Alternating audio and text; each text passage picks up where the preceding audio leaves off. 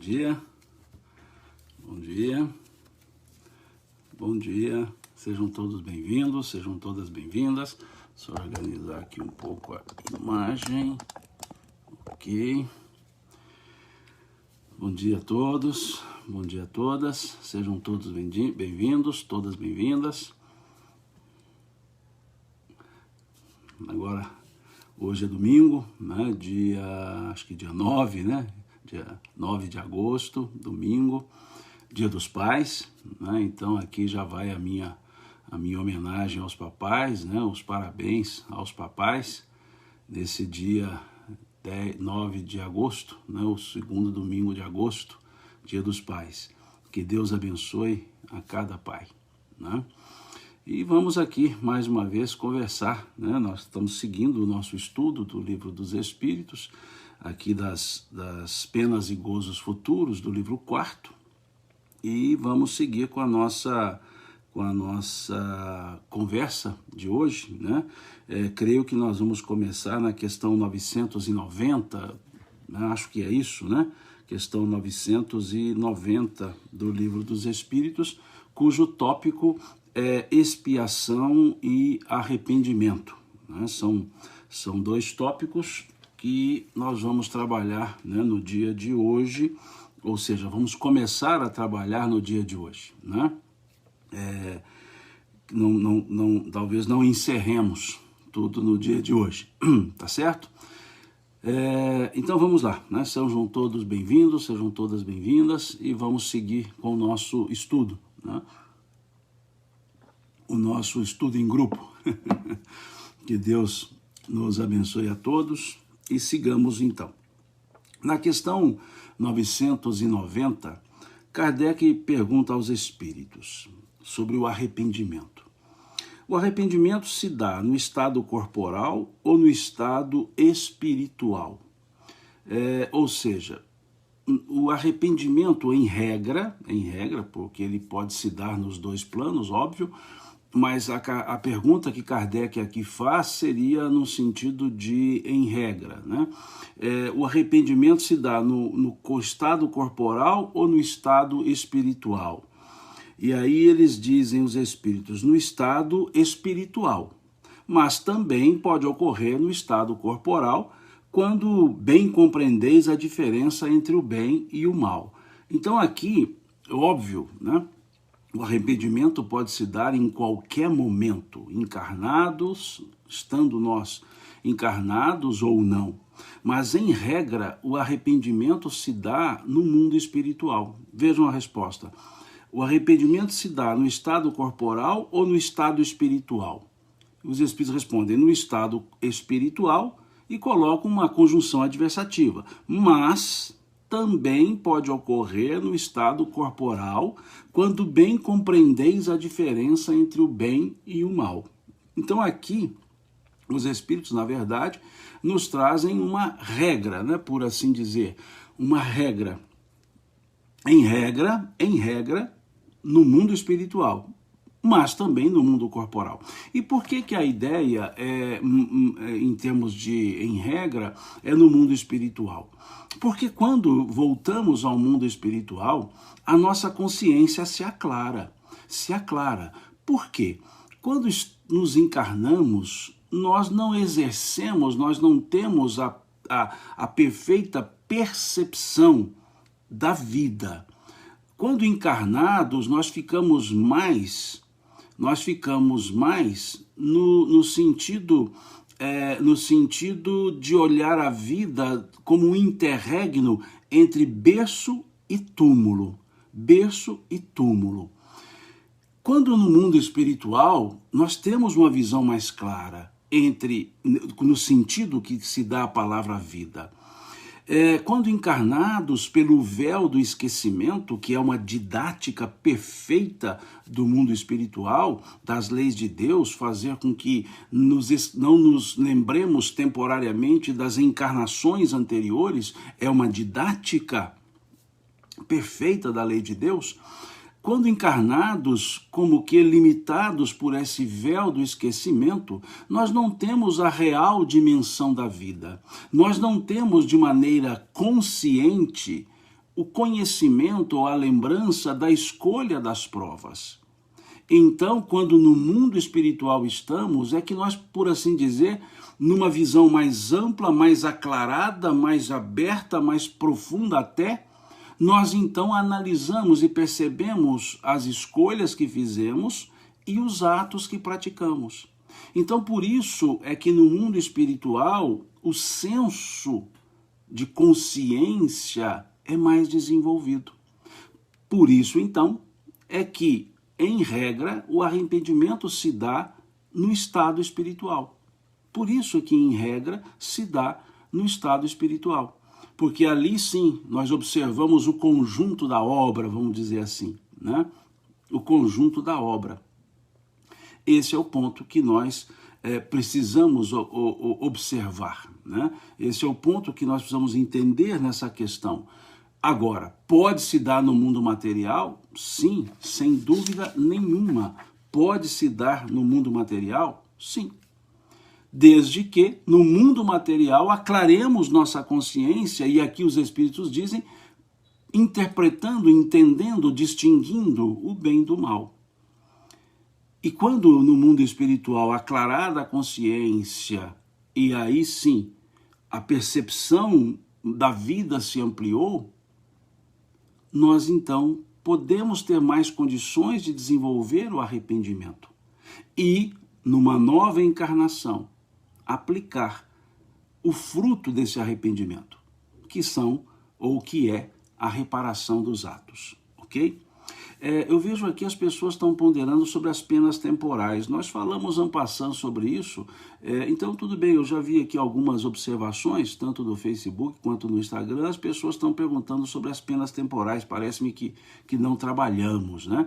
Não há problema, a gente trabalha, não há problema, né? Que é a questão 983, né?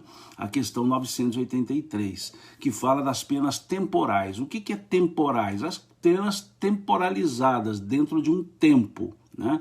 Porque, de toda forma, todas as penas são temporais, todas serão, porque não existe pena eterna, porque seria algo ilógico, já comentamos isso aqui por diversas vezes, seria algo ilógico na estrutura da ciência de Deus, na estrutura da justiça bondosa de Deus ou na bondade justa de Deus, penas eternas. Então, toda a pena, toda a consequência dos nossos atos, todas as consequências são temporais.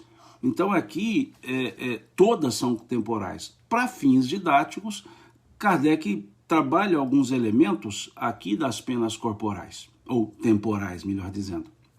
E aí, na questão 983, façamos essa observação. Nessa questão 983, aqui pergunta-se, o espírito que expia suas faltas em uma nova existência não experimenta sofrimentos materiais? Será então exato dizer-se que para a alma depois da morte só há sofrimentos morais? Isso nós já até trabalhamos na nossa outra live, da última, mas não tem problema, a gente volta, nós não temos pressa, né? A gente volta. Aqui vem a questão então. É bem verdade que quando a alma está reencarnada, as tribulações da vida representam um sofrimento para ela, mas só o corpo sofre materialmente, né? Muitas vezes, falando de alguém que morreu, dizeis que ele deixou de sofrer. Nem sempre isso é verdade. Como o espírito não sofre mais dores físicas, embora esteja sujeito, conforme as faltas que cometeu, as dores morais mais agudas são sofridas. Pode mesmo vir a ser ainda mais infeliz em nova existência. O mal rico pedirá esmola e estará sujeito a todas as privações da miséria, o orgulhoso a todas as humilhações, o que abusa de sua autoridade e trata com desprezo e crueldade os seus subordinados, se verá forçado a obedecer a um patrão mais duro do que ele o foi. Todas as penas e tribulações da vida são expiações das faltas de outra existência, quando não resultam faltas da vida atual. Logo que houverdes saído daqui, compreendereis isso. O homem que se considera feliz na terra, porque pode satisfazer as suas paixões, é o que é o que emprega menos esforços para se melhorar. Se muitas vezes ele começa a expiar essa felicidade efêmera nesta vida, com certeza a expiará em outra existência tão material quanto aquela. Nós comentamos isso na última live, vou fazer aqui apenas uma retomada desse raciocínio. Aqui, o contexto no qual os espíritos se encontram e dentro do qual os espíritos trabalham é justamente o ponto que os espíritos querem dizer que nós achamos que uma vez morrendo o corpo, a alma livre do corpo seria sinônimo de felicidade.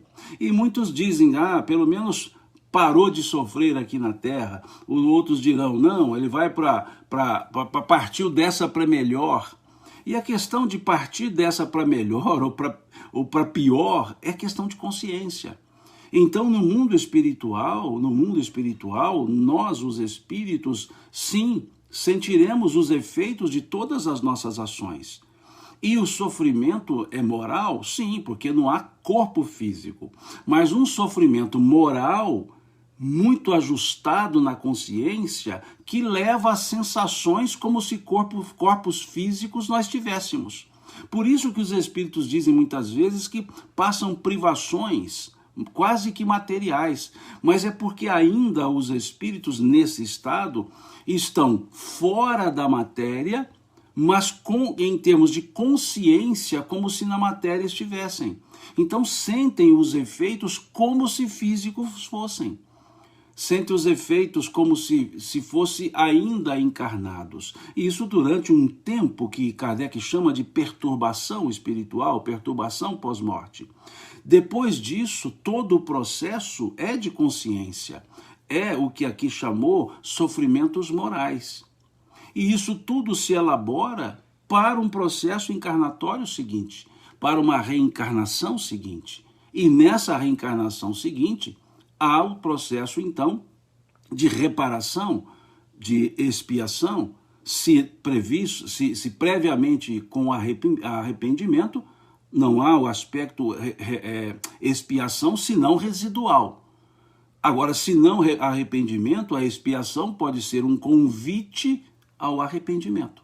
Então é isso que os espíritos trabalham aqui nessa questão 983, né, que fala das penas temporais, né, das penas no mundo material, nessa temporalidade da encarnação. Né? Então, aqui os espíritos então explicam nessas duas questões, né, 983 e 984, que as vicissitudes da vida material são consequências da própria vida material, ou seja, da própria maneira de viver que nós temos.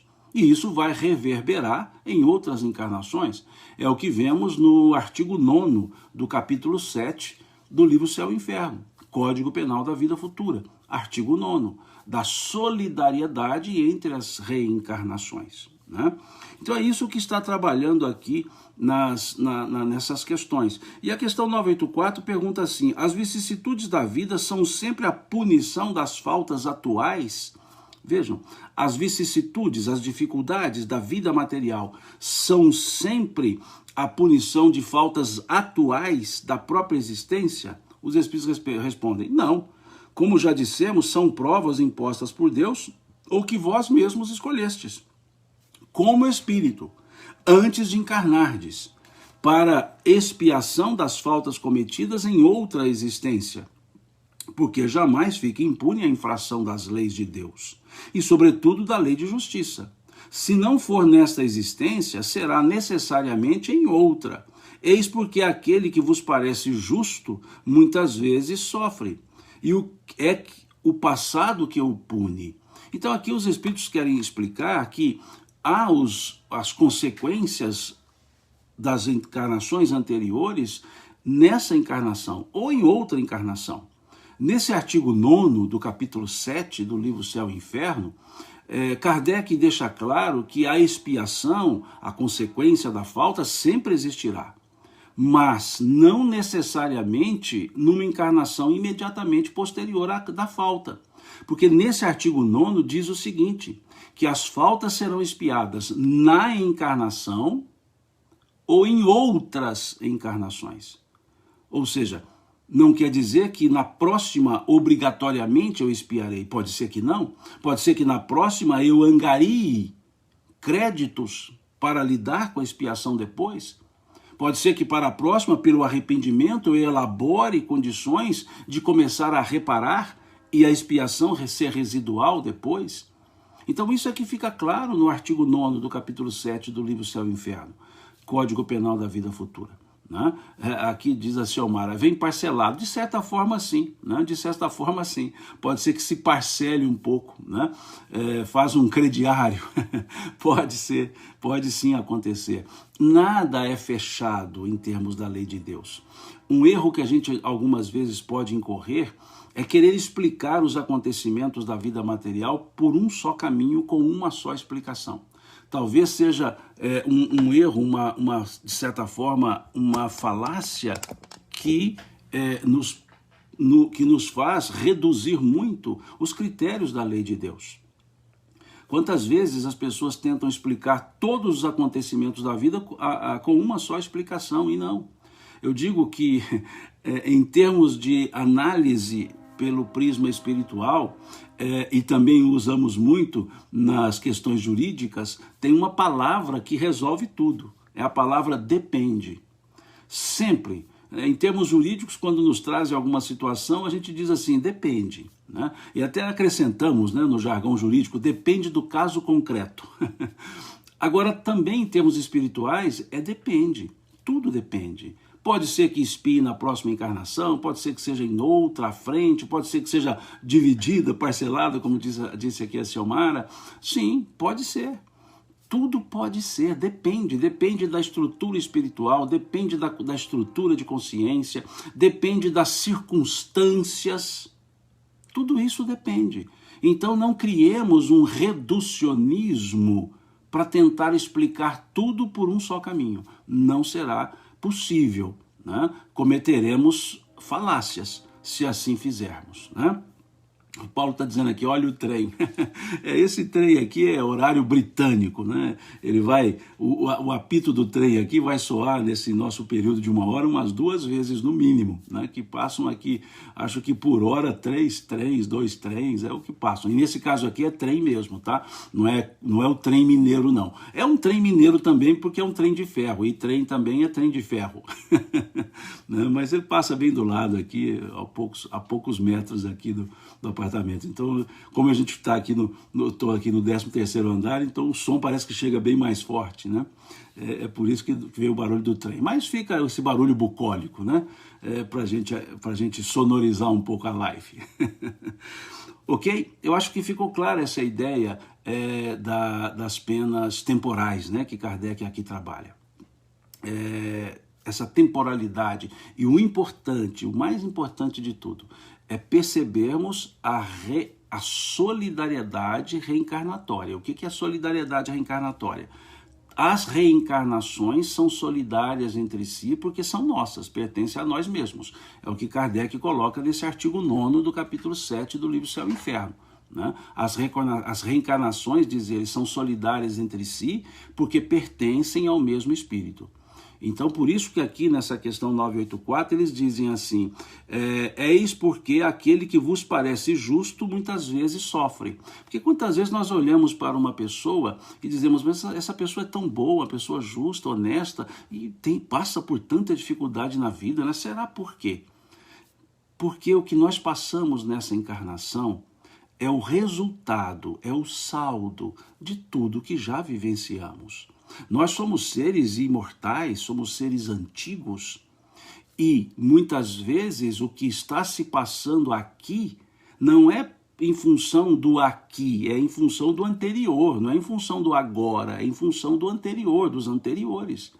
Então, o justo hoje tem o seu passado e esse passado tem um saldo e muitas vezes o saldo necessita um aspecto expiatório, mesmo que a justiça, a bondade já sejam presentes nessa pessoa. E como nós escolhemos, justamente, em grande maioria de vezes, escolhemos as nossas provas, é a questão 258 do Livro dos Espíritos, esse justo, esse bondoso, escolheu sim essas provas.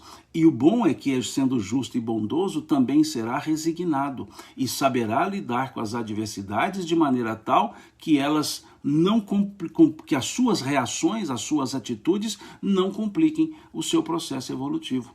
Tranquilo, né? É o que vemos no capítulo 9 do Evangelho de João, aquela passagem do cego de nascença. Sugiro que deem uma leitura lá, né? Que leiam essa passagem, capítulo 9 do Evangelho de João, o cego de nascença, que mostra o aspecto resignador, né, desse cego, né, quando diz lá que nem ele e seus pais pecaram para que ele nascesse assim. Depois deem uma lida lá, ok?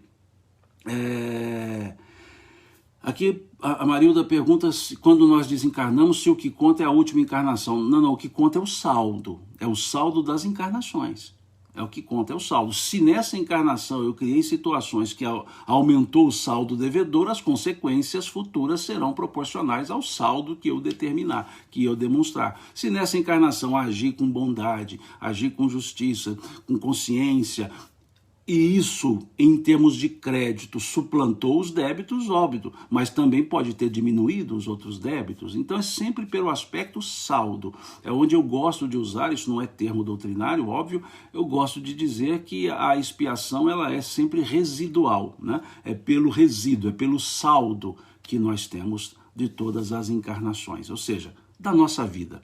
Por isso que eu sempre digo que é preciso, para fins específicos, nós entendermos que nós só temos uma vida. Porque muitas vezes os espíritas confundimos vida com encarnação. Encarnação é um período que começa no berço e termina no túmulo, ou começa na gestação e termina no túmulo. Isso é encarnação. Estar encarnado é estar no momento, no interregno entre berço e túmulo, por assim dizer. Mas não é a minha vida. A encarnação é uma parte da minha vida. Ou seja, eu sou um ser vivo, todos nós somos os seres vivos imortais. Reencarnações são momentos na minha vida que eu entro na matéria. São momentos que eu venho para o mundo material, mas continuo sendo eu. Por isso que a expiação é pela história da minha vida. Por isso que as benécias, ou as beatitudes, melhor dizendo, são pela história da minha vida. A minha vida. Essa encarnação é uma sequência do meu viver. Ora, a minha vida continua. Antes, durante e depois da encarnação. Ela já existia antes da encarnação, continua na encarnação e continuará depois. Por quê? Porque somos imortais. Então, se somos imortais, a vida não acaba. Então, nós temos várias encarnações, todas elas dentro da mesma vida. Qual? A minha, a de vocês. Então, nós não somos seres que temos várias vidas no sentido absoluto da palavra. Somos seres que temos uma vida e várias encarnações. Agora, para fins didáticos, muitas vezes nós chamamos de vida aquilo que é encarnação. Aí queremos dizer, pela palavra vida, o interregno, berço e túmulo. Mas em termos profundos, em termos analíticos, por assim dizer, a vida é uma só. Ora estou encarnado, ora desencarnado, ora encarnado, ora desencarnado, mas sempre na mesma vida, que é a minha vida, que é a vida de vocês, ok? Bom, então agora sigamos para a questão 990, né, do arrependimento, né? Sigamos, né? Continuemos assim, tá certo? E aqui eu faço um outro parêntese, né? Vejo aqui o Renato Prieto, né? O nosso, entre aspas, desculpa o Renato falar nosso, né? O nosso André Luiz, lá do filme, né? Nosso Lar, né? Tá aqui no Instagram. Obrigado pela sua presença, Renato. Voltemos a trabalhar bem com essa ideia, tá certo? Bem com essa ideia que precisamos perceber o sentido da vida, a imortalidade. Só isso. Porque Kardec nos fala que é o poder moralizador da doutrina espírita. A imortalidade, o senso de imortalidade, né? Da imortalidade da alma. Isso é importantíssimo. E não confundirmos com encarnação. Isso é fundamental. Porque se confundirmos vida com encarnação, a impressão que dá é que tudo que acontece aqui será eterno, será para sempre. Não. Tudo pode ser refeito. A soma das reencarnações são o resultado que estamos vivenciando nessa última encarnação. Tranquilo, ok? Então sigamos, já falamos da questão 990, sobre a questão do arrependimento, porque se dá em regra no mundo espiritual, e aí olhamos a questão 991. Qual a consequência do arrependimento no estado espiritual? Olha que legal. Qual a consequência do arrependimento no estado espiritual? Olha a resposta. O desejo de uma nova encarnação para se purificar. O desejo de uma nova encarnação para se purificar. O espírito compreende as imperfeições que o impedem de ser feliz e por isso aspira uma nova existência em que possa expiar as suas faltas. Olha que coisa legal. Aqui o bonito dessa questão, veja, qual a consequência do arrependimento no mundo espiritual? O desejo de uma nova encarnação para se purificar. Por que eu falo que essa frase é belíssima? Porque muitas vezes nós pensamos que reencarnação é sinônimo de punição. Nós achamos que só se reencarna para expiar. Não, só se reencarna para evoluir. Só para isso. Esse é o objetivo da reencarnação. A expiação são elementos consequenciais das nossas atitudes. A expiação não é a finalidade do processo necessariamente. A expiação é um dos métodos, é dos elementos pedagógicos que nos leva a evoluir, como consequência dos nossos atos. Porque as pessoas dizem, muitas vezes pensam, exatamente está dizendo aqui Eloy, a reencarnação é oportunidade, exatamente. É uma nova oportunidade, Observemos a questão 171 do Livro dos Espíritos, 171, quando ali se pergunta onde se fundamenta o dogma, a verdade da reencarnação. Onde se fundamenta a verdade, o dogma da reencarnação? E os Espíritos respondem, na revelação e na justiça de Deus. Pois um bom pai sempre deixa abertas as portas para o arrependimento dos seus filhos. Vejam, pois um bom pai sempre deixa abertas as portas para o arrependimento dos seus filhos. Então vejamos que reencarnação é uma dádiva, é um dos elementos fundamentais na pedagogia da evolução, espiritual. A Terra, diz aqui a Valquíria, é uma escola, sim, é uma escola. Dor, sofrimento são consequências das nossas ações, das nossas escolhas, de atitudes, como as beatitudes também o são. Então o importante de percebermos aqui nessa questão 991 é quando ali no mundo espiritual aclaramos a consciência, olhamos o que já fizemos e observamos que o futuro está aberto. E aí dizemos aos espíritos, como está aqui a palavra, a frase, demonstramos aos espíritos o desejo de uma nova encarnação. Como quer dizer, deixa eu voltar para lá. Porque lá é que eu posso desenvolver o meu processo evolutivo. É a questão 132 do Livro dos Espíritos. 132. Quando se pergunta qual a finalidade da encarnação dos espíritos. E os espíritos respondem, Deus vos impõe a encarnação com a finalidade de vos fazer progredir. Vos fazer progredir. Só tem esse fim. Simão, então não se evolui no mundo espiritual? Lógico que evolui. Essa é a questão 230 do Livro dos Espíritos. Que se pergunta se o espírito evolui no estado errante, na erraticidade. E os espíritos respondem, sim, em conhecimento, segundo a sua vontade. Em conhecimento, segundo a sua vontade. E depois eles acrescentam uma conjunção adversativa dizendo, mas somente o contato com a matéria lhes permite exercer o conhecimento adquirido. Ou seja, somente o contato com a matéria. Então, nós aqui na carne, encarnados, é que temos a oportunidade de desenvolver os nossos processos evolutivos pelas nossas escolhas, as nossas ações, justamente porque achamos, pelo véu do esquecimento, achamos que estamos começando do zero. Na verdade, estamos continuando e com toda a oportunidade de refazer os nossos atos. Por isso, aqui na questão 991, os espíritos dizem que a consequência do arrependimento no estado espiritual é reconhecer que a reencarnação é uma oportunidade. E o espírito, então, demonstra o desejo de uma nova reencarnação. Vejam a frase: o desejo de uma nova encarnação para se purificar. O espírito compreende as imperfeições que o impedem de ser feliz e por isso aspira a uma nova existência em que possa expiar as suas faltas. O verbo expiar aqui não é no sentido de ser punido, é outra coisa que as pessoas ponderam.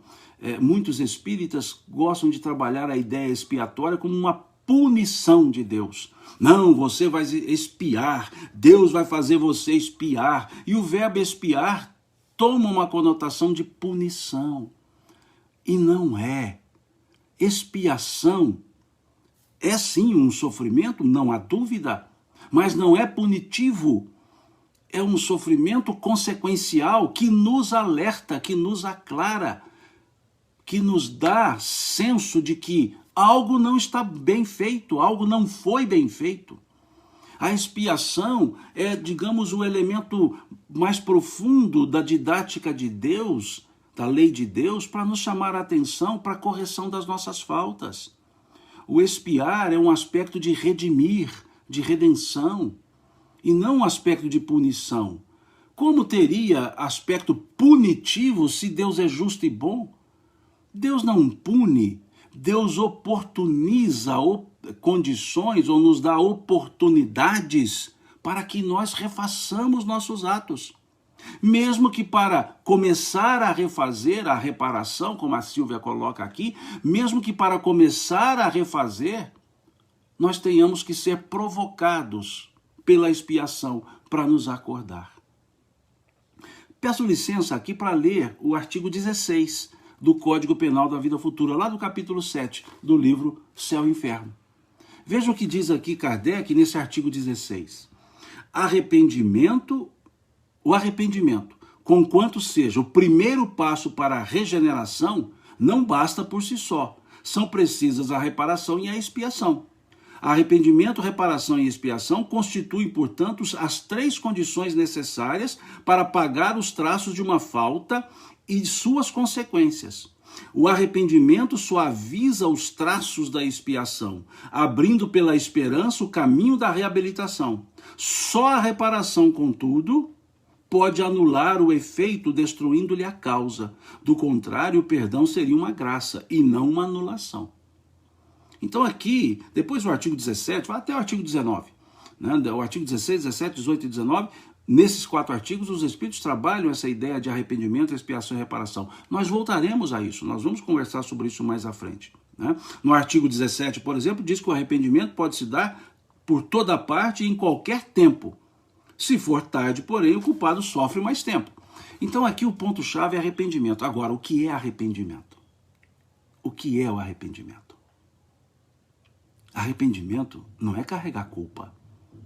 Carregar culpa, ter culpa, sentir culpa, isso não é arrependimento. Olá, Jussara, seja bem-vinda, a nossa querida amiga lá dos Estados Unidos, presidente da Federação Espírita dos Estados Unidos, né? Que bom você estar por aqui.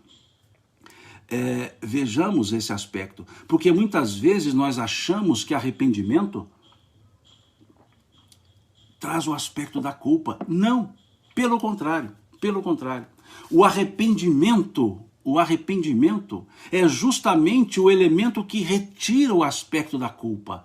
É que tira esse peso da culpa. Porque carregar culpa não significa se arrepender.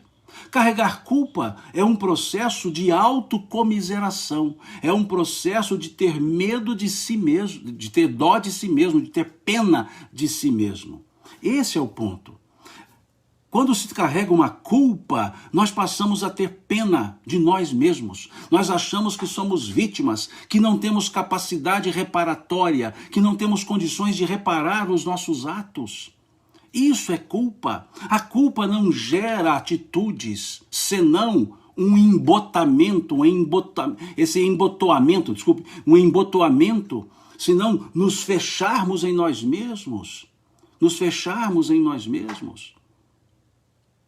Isso é culpa. O arrependimento é quando percebemos que não foi bem feito, que está errado o que foi feito e queremos refazer, queremos reparar. É isso que é o arrependimento. Arrependimento não nos torna menores, o arrependimento não nos torna pequenos, o arrependimento não nos faz piores do que os outros, o arrependimento não nos deixa aquém das possibilidades evolutivas, não.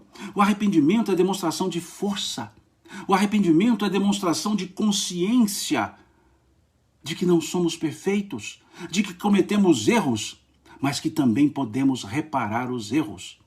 O arrependimento nos dá a força, nos dá o impulso, nos dá o ânimo. Nos dá o ânimo. O bom ânimo que Jesus nos pediu lá no capítulo 16 do Evangelho de João. Tenho-vos dito isto para que em mim tenhais paz. No mundo tereis aflições, mas tende bom ânimo. Eu venci o mundo. Bom ânimo. Então, por isso, o arrependimento é a chave que abre o nosso futuro. O arrependimento é a chave que nos descortina a vida e nos fala: recomece, refaça. É isso. É isso. Pensemos nesse sentido. Por isso está aqui a chave. E a gente fica carregando culpas. Enquanto carregarmos culpas, o ato falho continua. É preciso, então, na linguagem sambista, levanta, sacode a poeira, dá a volta por cima. É esse o ponto. É esse o ponto. O arrependimento que Saulo mostrou, como ele mostra esse arrependimento, como ele vai nos demonstrar esse aspecto do arrependimento, como nos falou aqui a Carla, ele vai nos mostrar numa frase que ele diz para Jesus. Quando Paulo cai do cavalo, literalmente caiu do cavalo, não foi força de expressão, e Jesus diz a ele: Saulo, Saulo, por que me persegues? E ele pergunta: quem és tu, Senhor? E a voz diz: eu sou Jesus, aquele a quem tu persegues. Naquele momento, o livro Paulo Estevão traz isso com uma maestria, né? Traz isso com uma maestria. Ali, naquele momento, Paulo, num átimo de segundo, ele repassou todos os seus momentos de perseguidor. Naquele átimo de segundo, naquele momento entre a pergunta que Jesus fala, na frase que Jesus fala e a resposta que Paulo dá, naqueles segundos, Paulo pensou: os homens do caminho estavam certos, Abigail estava certa, Estevão estava certo, aquelas mulheres que seguiam a Jesus estavam certas. Ele existe, ele de fato é o que eles diziam que ele era, e eu não vi isso. Nesse momento, Paulo pensava isso, é o que Emmanuel nos fala. Nesse momento, caiu toda essa estrutura. E Paulo podia dizer-se culpado e dizer: ai, a morte de Estevão foi culpa minha. Os cristãos presos foram devidos as suas prisões foram devidas à culpa minha. Eu não sou digno de nada, ele poderia ter dito. Mas depois desse átimo de segundo, reconhecendo a grandeza de Jesus, no chão ainda, ele vira para Jesus e fala: Que queres tu que eu faça?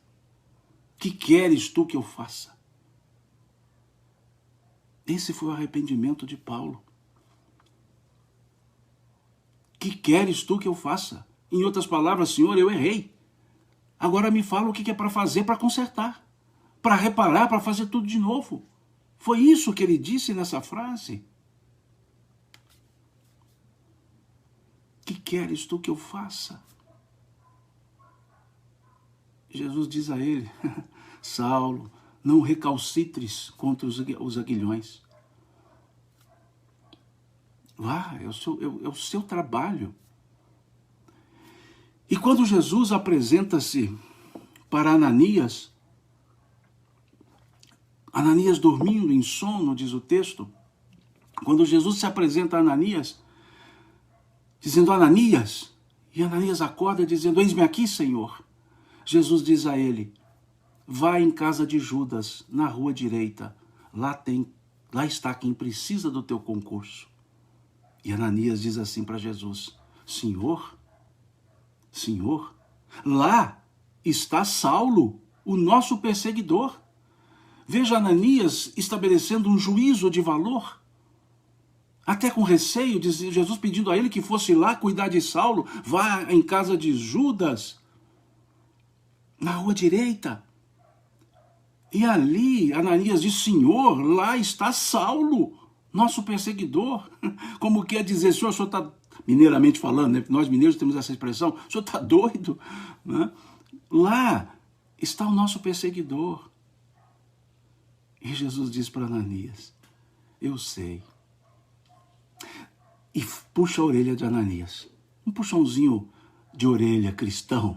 Diz assim Ananias, deixai, ele, diz Jesus, ele é o vaso que eu escolhi.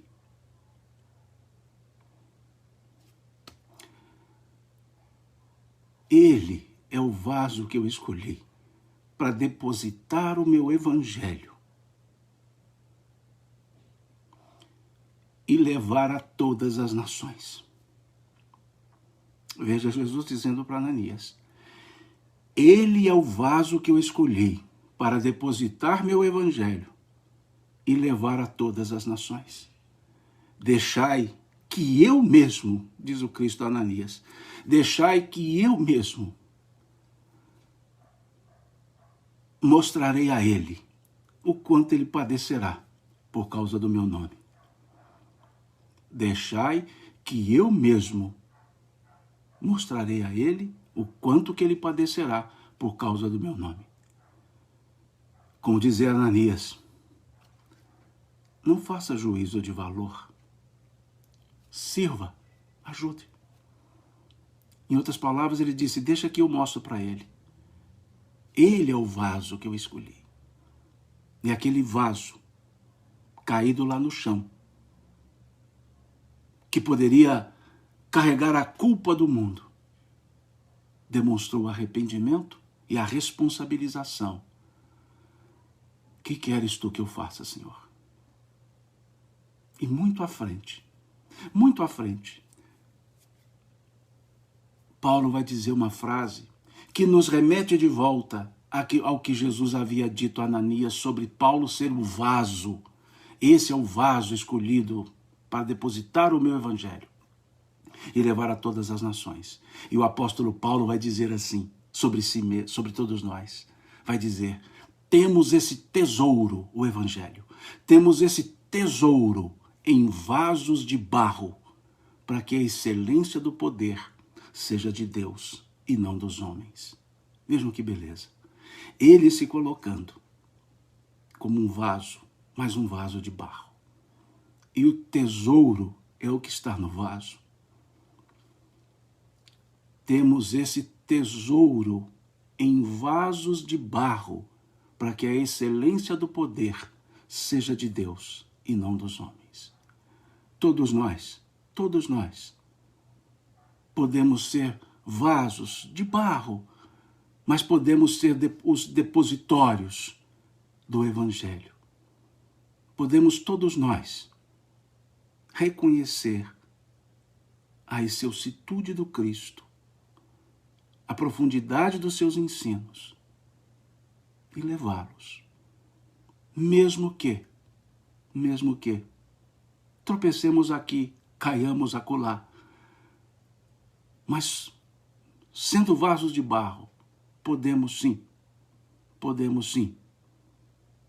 continuar levando o Evangelho, fortalecendo esse barro em nós mesmos. E apesar de erros, arrependamos, no sentido dado aqui pelos Espíritos. Fortaleçamo-nos e sigamos em frente. E não cometamos mais os mesmos erros. Pode ser que tenham outros, mas não cometamos mais os mesmos. Aprendamos. Então esse é o aspecto do arrependimento aqui dessa questão 990, 991. É esse o sentido para arrependimento. E não o sentido de um carrego de culpa. E não o sentido de uma dor. Não, o sentido de um ânimo, de uma vontade de querer agir. Aqui alguns dizem sobre mim, exemplo. Não sou exemplo para nada. Não sou. Ainda não sou nem vaso de barro. Talvez eu esteja mais para argila ainda. Mas a vontade de querer fazer é grande.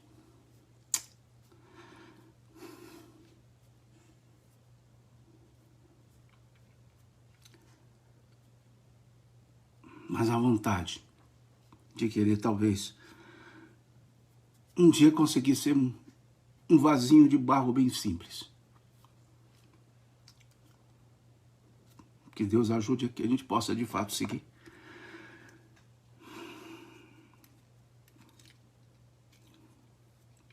Desculpem-me.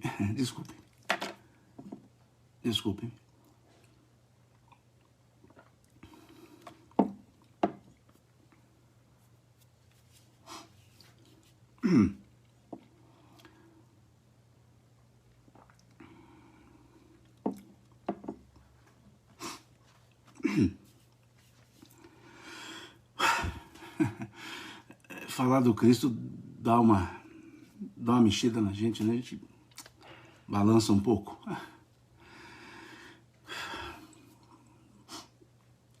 Talvez é porque a gente se sente assim um pouco longe do ideal, né? Talvez é porque eu me sinto assim um pouco longe do mínimo. Do mínimo.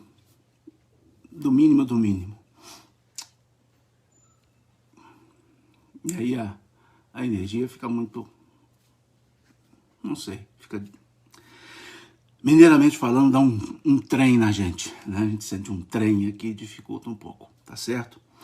Peço licença, eu vou parar por aqui, até porque o tempo também já avançou muito, já está quase na 1 hora do Instagram, então me desculpe, né? Vou dar uma parada por aqui nessa questão 991, deixar marcado para eu não me esquecer, e na terça-feira a gente continua, né? A gente continua.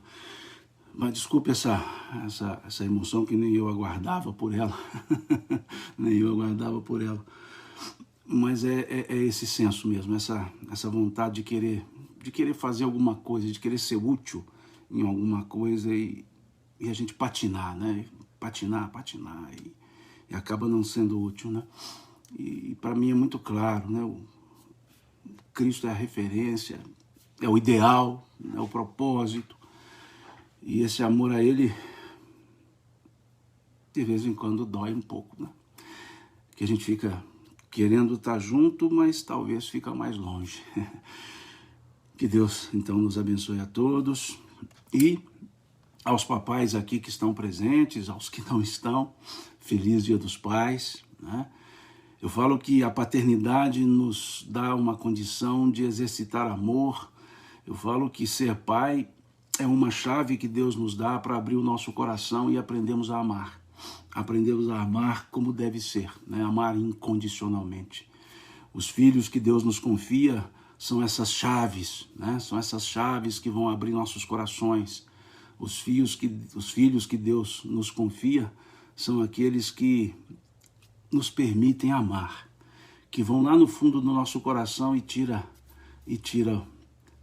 abre esse sentimento do amor. e nos coloca sensibilidades. Então, ser pai é uma dádiva de Deus, e ao mesmo tempo uma demonstração de plena confiança. Porque somos os pais e ao mesmo tempo, embora sejamos aprendizes também, mas para os nossos filhos nós somos aqueles que nos tornamos referências. Então que Deus nos abençoe os pais, todos os pais, que Deus nos abençoe e nos fortaleça para que de fato consigamos deixar o legado da honestidade, o legado do amor, o legado da parceria para os nossos filhos. Talvez não consigamos deixar bens materiais, mas podemos deixar ferramentas para que eles possam crescer. Para que os pais, de fato todos nós pais, sentíssemos assim e deixasse para os nossos filhos e demonstrasse para os nossos filhos que apesar de todos sermos aprendizes e imperfeitos, eles podem contar conosco. E que os filhos também são para nós elementos que nos ensinam a caminhar no caminho do bem, para que nós não desapontemos nunca nossos filhos, para que nós não frustremos essas expectativas dos filhos em relação aos pais, tal qual Deus, o nosso Pai maior, nunca frustra as nossas expectativas.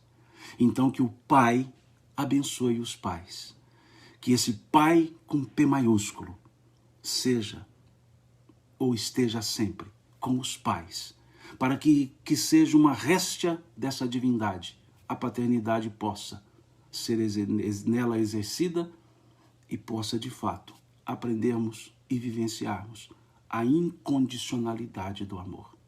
Parabéns aos pais, Deus abençoe a cada um dos pais, Deus abençoe os pais que retornaram ao mundo espiritual, os que estão aqui conosco, Deus abençoe a todos nós pais e abençoe a todos vocês, a todas as pessoas, e que as bênçãos de Deus sejam presentes nas famílias de vocês, nas nossas famílias, que a nossa família seja sempre abençoada e cada vez mais fortalecida ou fortalecidas com os laços do amor, do respeito e da fraternidade que advém do Deus. Obrigado pela presença de vocês aqui nessa live. Terça-feira, se Deus quiser, às 9 da noite, às 21 horas, a gente retorna, dando sequência. E mais uma vez, desculpe pela emoção um tanto exacerbada aqui, até sem eu saber muito porquê ainda de tudo isso. Muito obrigado. Deus lhes pague. Um ótimo domingo. Feliz Dia dos Pais. Até terça-feira, se Deus quiser.